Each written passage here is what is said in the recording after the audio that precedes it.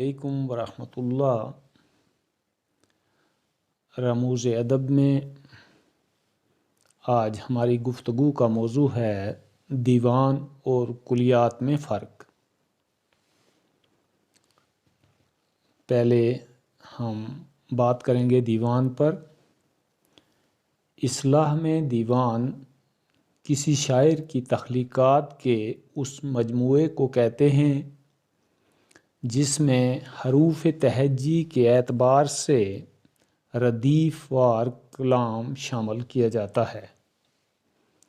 اشاعت سے پہلے جو چیز بیاض ہے، اشاعت کے بعد وہی چیز دیوان ہے۔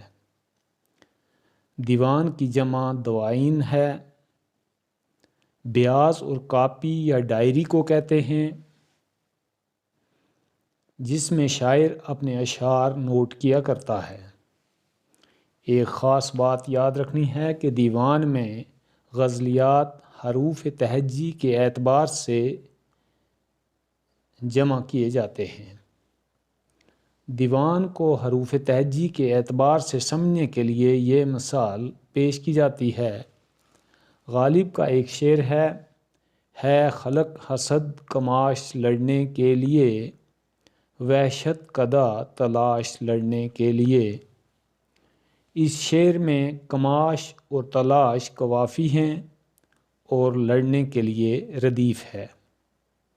اب ردیف کا آخری حرف یہ ہے۔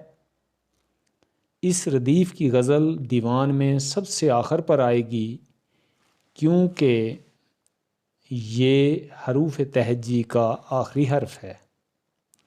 دوسری مثال دیکھیں، نقش فریادی ہے کس کی شوخی تحریر کا، کاغذی ہے پیرہن ہر پیکرے تصویر کا۔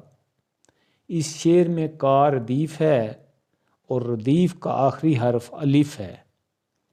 اس طرح دیوان میں اس ردیف والی غزل پہلے نمبر پر ہوگی کیونکہ الف حروف تہجی کا پہلا حرف ہے، پھر جس کا ردیف بے پر ختم ہونے والا، پھر تے والا، اسی طرح پورا دیوان مکمل ہوتا ہے۔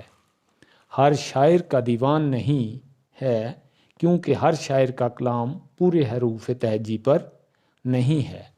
اگلی گفتگو ہماری ہوگی کلیات کے تعلق سے۔ والسلام، خدا حافظ۔